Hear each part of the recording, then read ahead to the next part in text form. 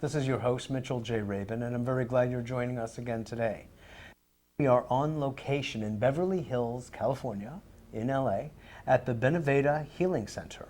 And we are here to learn about the way allopathic conventional medicine can work hand in hand with integrative medicine, energy medicine, the medicine of innovation, and the kind of medicine and healing that is moving rapidly forward in our world.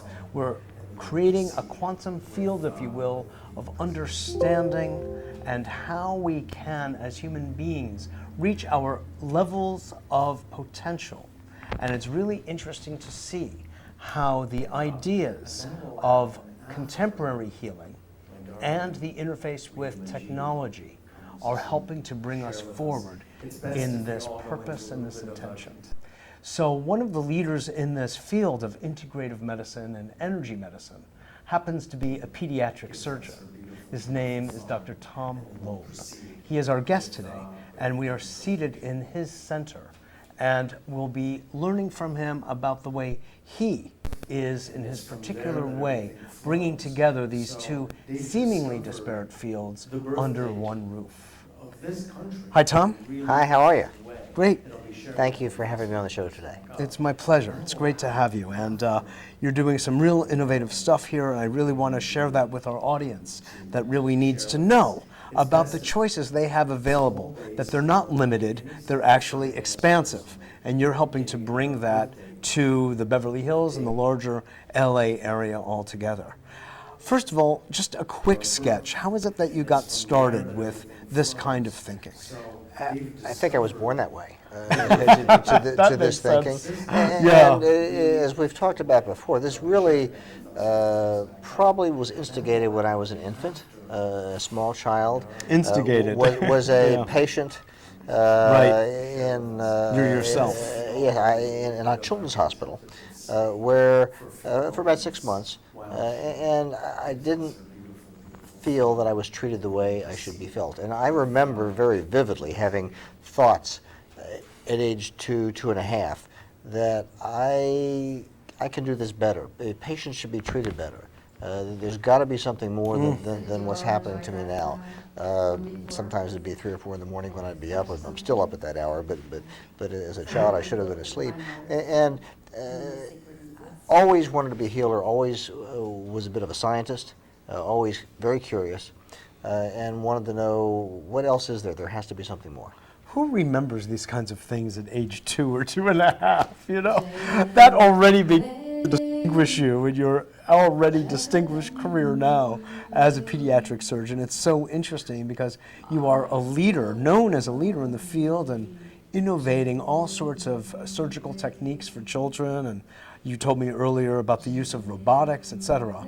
And yet, that is one face, if you will, that you have in the world, and a highly visible and respected face. And at the same time, your true heartthrob, it seems, is the establishment of a center like this, using the most innovative, cutting-edge technologies. Yeah, I've had this idea for as long as I can remember, but perhaps back to when I was age 2.5. And I was driven, I think, to be a healer in a conventional way. Went to medical school, learned how to be a surgeon, always loved kids and children, or the children in us as adults. And looked for ways to do that better, perhaps better than anybody else. And so I've always been a leader in that field, in marketing and technology, jargon. I'm sort of a brand name in pediatric surgery worldwide, because I really started laparoscopic and thoracoscopic surgery in children, and began robotic surgery in children, and many innovative types of techniques before anybody else even dreamed of doing that. But at the same, using hypnotherapy, you were telling me. Yes, in the operating room. And even more than that, I'll give you a good example of a little girl, one of my favorite patients. She was 4 years old, and she'd been coughing for nearly 2 years. She'd seen pulmonologists, she'd had CAT scans, she'd had been on steroids, they thought she had asthma. Nothing would stop her cough. And a pulmonology friend of mine finally said to her mother, I think you need to have her see Dr. Thom. He's a little bit crazy, he's a surgeon, but this is not what he's going to do. And so she came to me, and I sat listening to the history from the mom, and the girl went, and I looked at Mom and said, "Is that what happens?" And Mother said, "Yes." I said, "Well, that's not a cough." Open to the public. She said, "Oh, it's not." Well, what is that? I said, "It's a tip." I said, "And that's something we can work with."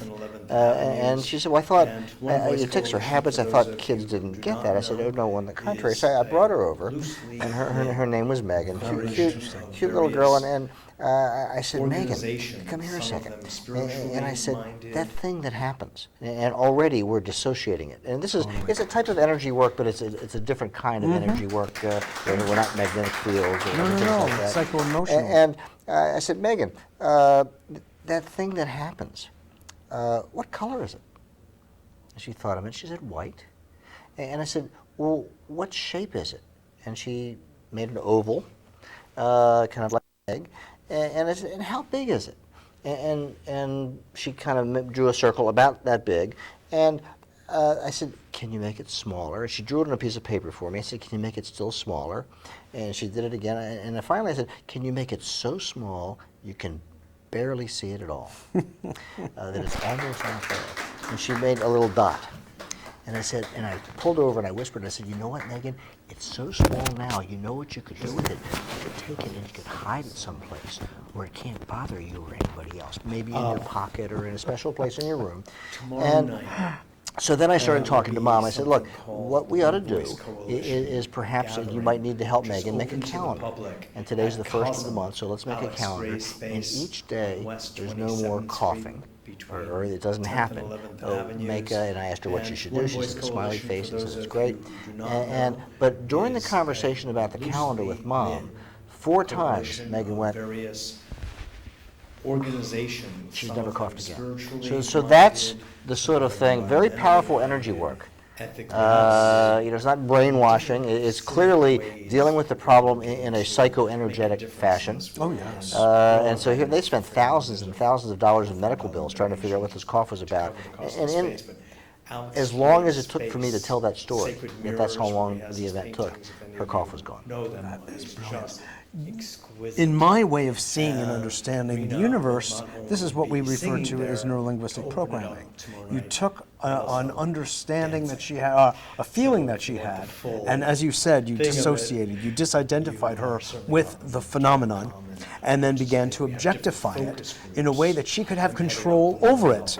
She could identify a shape, size, shrink it at will, do something, dispose of it, and you led her skillfully through those steps so she could be free of it. Well, and it's a matter of perception. It was a perceptual exercise, if you will. Well, what's key is that I recognize the pattern. You renamed it, you reframed it from the beginning by calling it a tic instead of a cough. That threw everybody off. It's like, oh my God, the thing that we've been accustomed to thinking of it as, perhaps it isn't. Well, certain things are easily recognizable by their verbal description. And also, other things, energy fields that we deal with here, are recognizable in other ways. We actually measure those. We take pictures of them. Let's talk about what you're doing with the GDV camera and the life system and the scalar wave room and what you're doing on those levels. Those are other levels of impacting the neuroimmunology, if you will, of course. Oh, no question about it. One of the things you may not know is that for nearly 20 years I worked at St. Jude's Children's Hospital with cancer and brought into that institute, after much urging, a very talented hypnotherapist and some massage therapists and some other people to begin doing energy work in more subtle ways. And we actually have tools to measure the effects on the immunology of children with cancer or adults with cancer of some of the energy work. That is fabulous. What are you using for that measurement? Well, there are a variety of quantitative ways. One way is the GDV camera. We can actually see cancer. We had Konstantin Korotkov on our show 10 years ago. Yes. So we could see a pattern of cancer, of tremendous, enormous systemic distress that's very erratic, suggesting that there's a process that doesn't belong in the system. Sometimes we can measure it with a device. You use the ICAP device, for example, to measure brain waves, and you can quantitate how active, how agitated those brain waves Exactly. are. And it can be a reflection of a healthy immune system. That's To be right. very calm and Exactly. and peaceful. Showing coherent alpha waves, for instance. Exactly. So when we have devices such as that, or heart math, which is a very popular, useful device, and we can begin to, as I do it, use those devices, but not necessarily as they were designed, as measuring tools while I have someone in a hypnotic trance, as an example, to begin talking to their immune system. I'll give you another story. A little boy comes to me and he's full of warts. And I keep talking about hypnosis because it's a very powerful but subtle tool. Surely. And I said, well, gee, how do you think you got those? What are those? And he said, oh, they're a virus. I said, well, how does that live in your body? What does it need to live? He thought a minute, and we talked about the fact that it needs fuel, it needs food. I said, well, if you were going to fight it off, what is it that needs to be stronger to fight it off? And we talked about the immune system. And then we went into trance, because the therapist often goes into trance with the patient. And I said, let's do something interesting. We don't want that virus around anymore, so let's first send this immune army. We're going to boost our immune system. Go inside your brain, figure out where the center is, and give it the message to send that army right to those fingertips where those warts are. And once you send that attack army there, then let's take the blood supply, the circulation, the food, and shut it down. Close the capillary bed under the warts. Well, typically what will happen then, 3 weeks later, the warts just fall off. So this is a very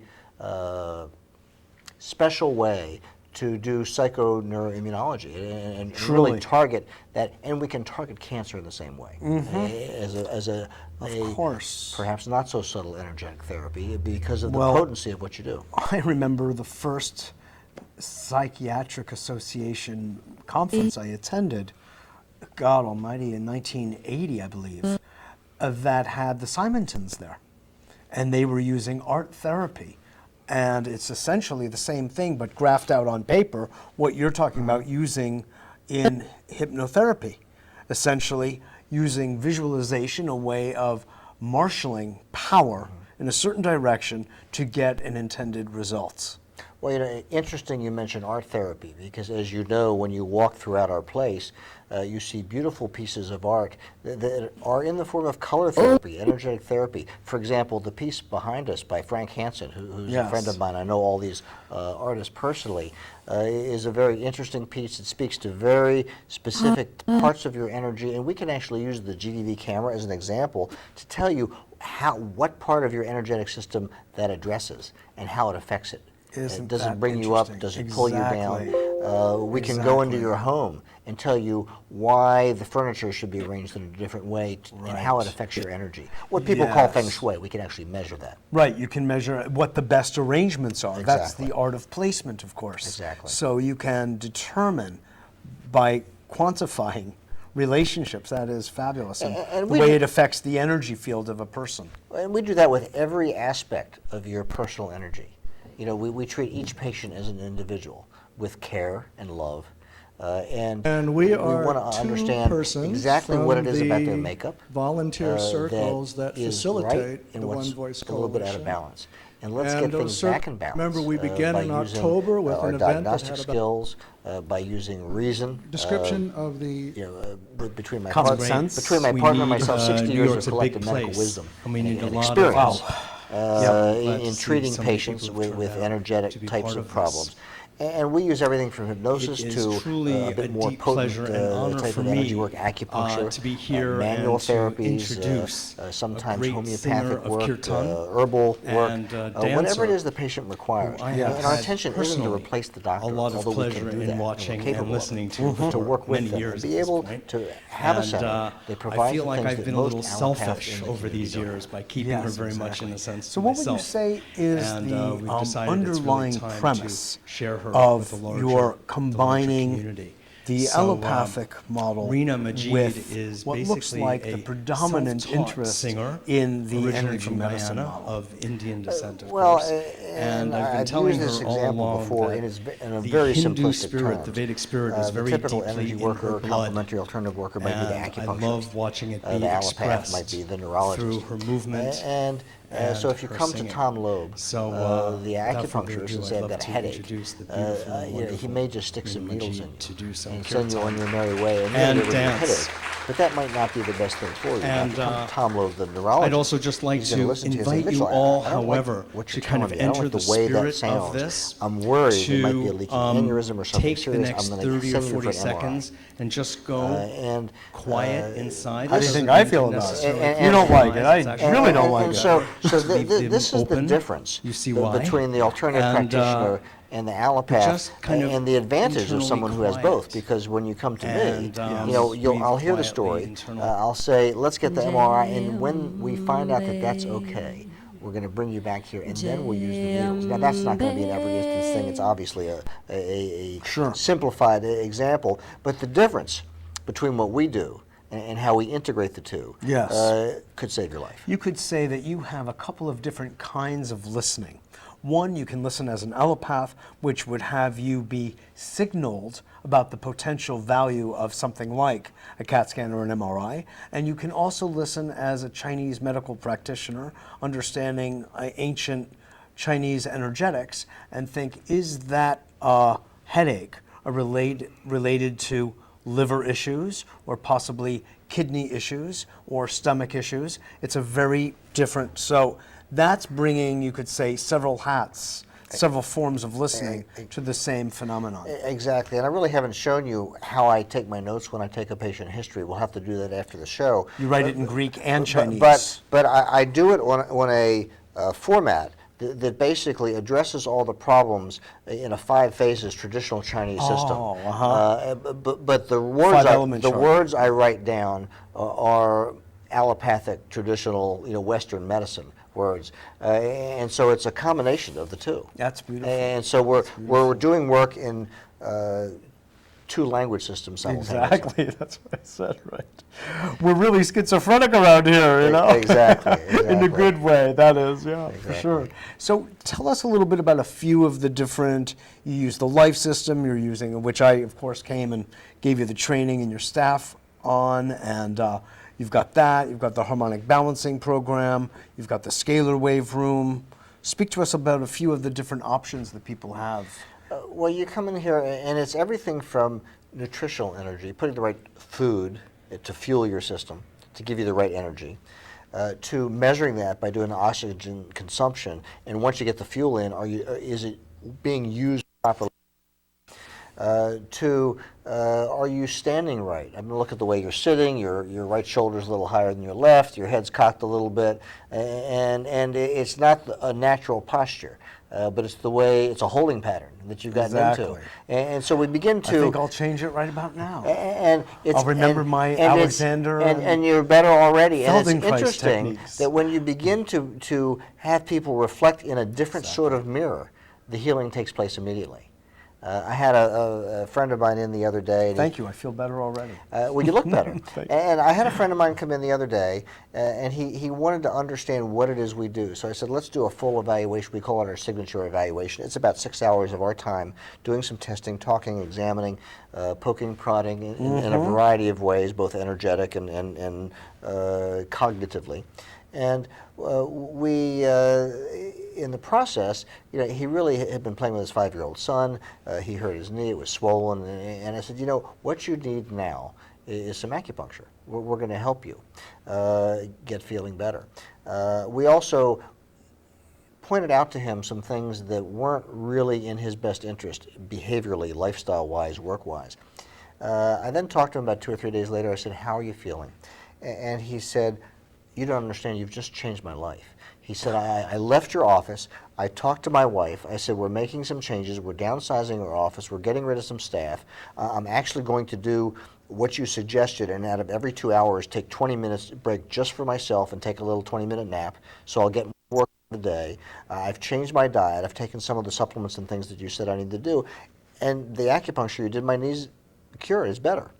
I said, "Do you need to come back in?" He said, "No, I'm actually much better than I was, and I already have more energy, I already feel better, and I know that it's going to be a great year." And this is the sort of response that we love to see. Of course. And you get Your clients absolutely make reports of this sort. I had an interesting patient another gentleman who'd been suffering from chronic pain. He'd had a car accident, had about 20 operations on his shoulder, and was left for 8 years in what we call reflex sympathetic dystrophy. It's a pain pattern that even though the acute healing had taken place physically, biologically, there was a neurological memory and a cycle, residual effect, and it kept irritating the system, so that he had this chronic perception of pain where he couldn't even put his shirt on because it hurt so much. He came down, did an evaluation, did a biogram, found some things. I did some things with him energetically and retraining his brain waves a little bit using some biofeedback techniques, audiovisual entrainment type of response. Gave him a couple choices, and he called me up about 3 days after going back to Washington, D.C., and he told me that he was angry. And I said, "What are you angry about?" He said, "I don't know what all the other doctors were doing for the last 8 years, because ever since I've seen you, I'm without pain. It's now 2 months, and he's still without pain." And that was one visit. And this is the type of thing, as you say, happens over and over and over again. It's what we have once perhaps considered, Thom, to be the domain of the miraculous is now becoming the domain of the everyday.